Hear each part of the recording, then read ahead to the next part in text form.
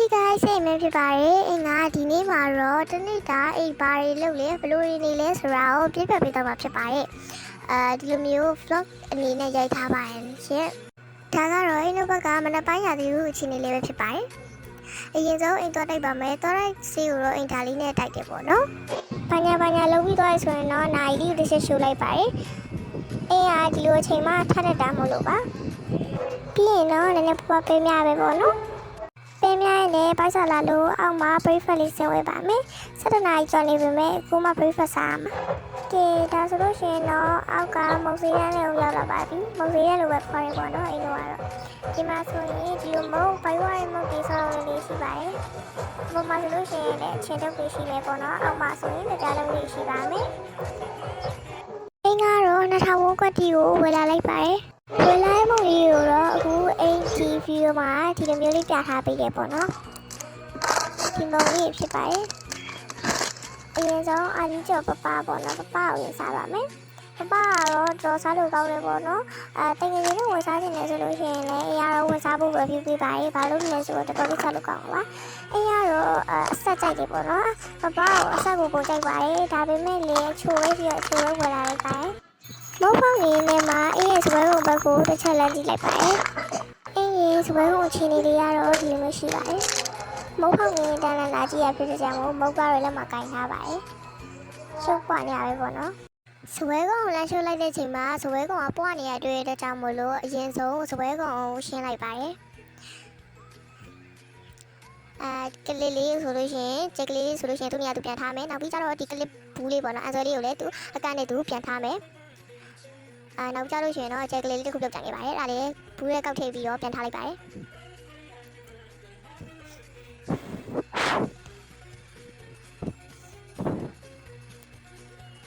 โอเคပြီးလို့ရှိရင်တော့ဒီဘူးကတော့ဘာနဲ့ဆက်မကလာဘာတိုင်းပေါက်လို့ပို့ပေါ့နော်ဘူးလေးပါ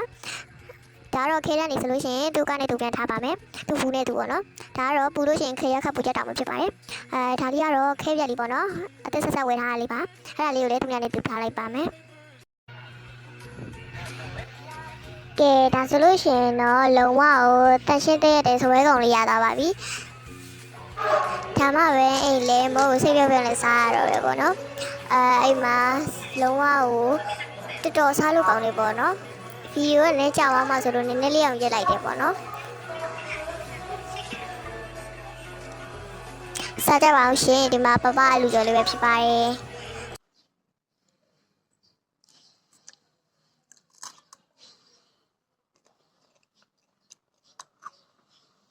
အာလူကျော်နဲ့ဒီအဲ့ဝက်ပြောင်းလေးကိုတွဲစားလေးတိလားစားလို့တော့မကောင်းဒါမဲ့လက်မတော့ထောင်ပြလိုက်တယ်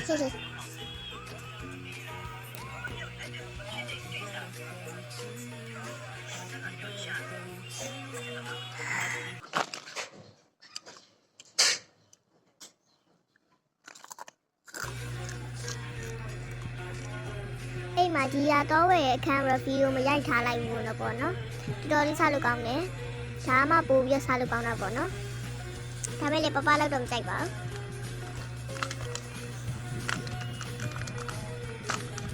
ဆိုင်နဲ့နောက်ဆုံးမှာတော့ကုန်သွားပြီဖြစ်ပါတယ်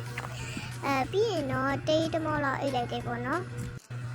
ကဲနိုးလာပါပြီတကယ်အိတ်ပြော်သွားတာပေါ့နော်ဘယ်နှနာရှိသွားပြီလဲတော့မသိတော့ဘူးပေါ့နော်ဒီမျိုးတွေပါလေဆန်တယ်ပေါ့နော်ဆန်ပြီးတော့နိုင်လေးကိုတစ်ချက်ကောက်လိုက်ပါတယ်ကောက်ရှိုးလိုက်တယ်ပေါ့နော်နိုင်ကြီးကတော့4နာရီခွဲညနေရောက်နေပြီပေါ့နော်ညနေရောက်နေတဲ့အခါမှာအိမ်ကလည်းနည်းနည်းလေးပပပေါ့နော်ရှူကင်းလေးခြေလေးရိုက်ပြလိုက်ပါတယ်ညနေခင်းရှူကင်းလေးပေါ့နော်ညပိုင်းတော့ရောက်နေပါပြီညနေနဲ့ညပေါင်းထားတဲ့အချိန်ပေါ့နော်ဒီအချိန်မှာ